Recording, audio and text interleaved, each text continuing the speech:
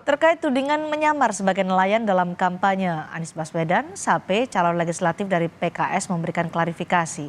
Sape menegaskan pekerjaan sehari-hari memang nelayan. Yang kami butuhkan kesetaraan, Pak. Berikan kami kelonggaran untuk mencari nafkah. Pasca dialognya dengan Capres nomor urut 1 Anies Baswedan dituding sebagai sandiwara, Sape mengakui ia memang calon legislatif DPRD Kota Parepare, Sulawesi Selatan. Namun Sape menegaskan pekerjaannya sehari-hari adalah nelayan.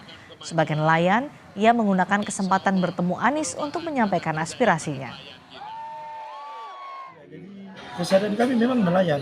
Jadi berpartai itu bukanlah untuk mencari uang, karena kami anggap bahwa berpartai itu bukan pekerjaan, tetapi sumbangan layanan sosial.